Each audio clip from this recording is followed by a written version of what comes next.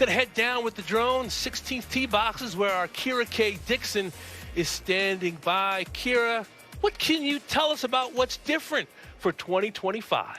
Yeah, Damon, well, last year the tournament was really dealt a tough hand with the weather, the cold, the conditions, and that led to some issues with crowd control and safety throughout the tournament. And the Thunderbirds recognize that. They have made many changes to try and alleviate any of those issues and to make sure that they are set up for success should any weather issues or conditions things come up. Now, the players that sign up for this tournament, they know what they've signed up for, and they lean into the ethos of this golf tournament, but they also want to make sure that safety is a priority. You know, I got to tip my hat to Chance and everyone at the Thunderbirds. I think it got to a point where it's just getting a little too crazy out here. Not in the craziness in the sense of stuff being said to players that we're going a little bit beyond and crossing the line a little bit. And I think that's just when it was getting a little too much. I think for me personally, I love playing this event. I pretty much played it every year that I've been a tour member.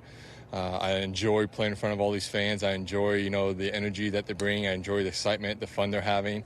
It makes me want to, you know, play really well and have, you know, make a lot of birdies, hit a lot of great shots, so I can hear a lot of cheers. Like, that's something that gets the adrenaline going a little bit.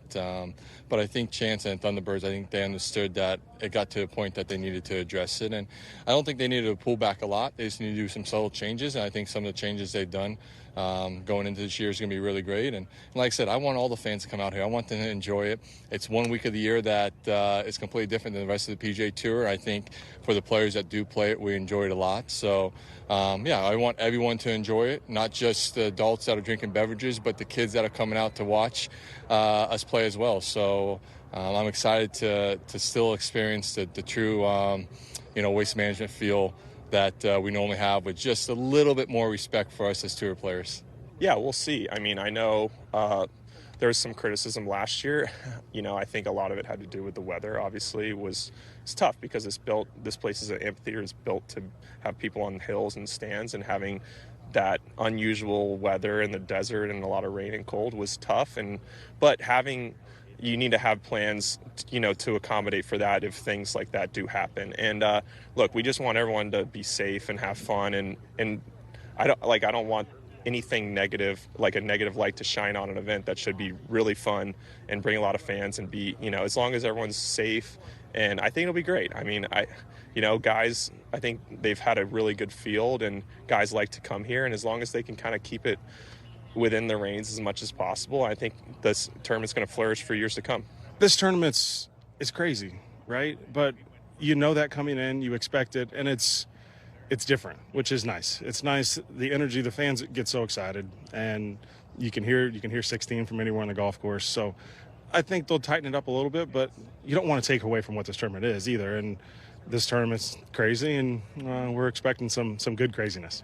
I mean, I'm always excited to play here. I think, last year was a one-off year. I mean, the tournament wasn't exactly dealt the best situation with the weather and you know, with the Super Bowl being here, the amount of people, but it also did get a little out of hand. But it seems like, you know, Chance and everybody made the precautions and the adjustments they needed to. And it's only Tuesday, and early on Tuesday, I'm sure by this afternoon, you'll get your normals, but it's a part of it. We know how it's like, and you know, I just think as long as it's safe, and I think it was getting to the point where, you know, it was getting a little aggressive or dangerous for some people, and nobody needs or wants that. So, guys, you heard Justin Thomas mention the adjustments that the tournament is making. This is one of them, some new entrances to eliminate choke points as fans are coming in and out of the grounds here at the WM Phoenix Open. They've also widened cart paths and walkways just to make sure that everyone can progress freely throughout the grounds as they're enjoying the golf. Tickets have also been improved in the way that they're processed, the digital systems, to make sure everyone gets in and out quickly. And something that's really important to 16 are some new signs that say, well, if you throw, you go. So anyone that's coming out to watch the action on 16 or anywhere out on the golf course, if you throw your cup or your drink, then tournament organizers are saying that you will be escorted off the premises. So if Sam Ryder comes out here and makes another hole-in-one, or Joel Damon decides to take his shirt off, just hold your drink in your hand and cheer for him.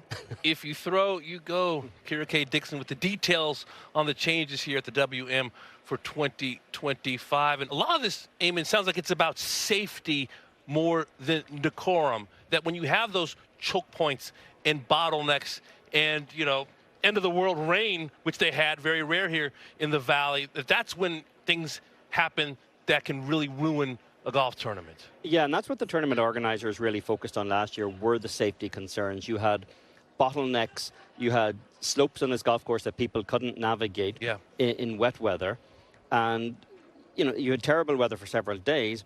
And then the ticket allocation issue as well, where people were kind of flooding in at the same time and there was nowhere for them to go, certainly created a safety hazard. All of the other aspects of it aren't anything new at Scottsdale. You know, we can walk or widen the walkways, but if guys aren't able to walk in a straight line, they're still going to pose a problem somewhere else on the golf course. But again, that's part of the identity. We just heard Gary Woodland say that. No player can come here and plead ignorance about the atmosphere of the tournament. Leaving aside the safety issues that the tournament says it has addressed, the decorum issues are what they are at this golf course. And frankly, if you can't handle this golf course, you have no business being at Bethpage in a Ryder Cup either. If this is what the tournament is and you choose to come here, you better embrace it, because there's no point struggling against it. Yeah, the players have an idea of what they're getting into when they sign up to compete at the WM Phoenix Open. Interesting, though, the you throw, you go. I mean, listen, it makes great pictures on television, seeing those cans flying everywhere, but that's a safety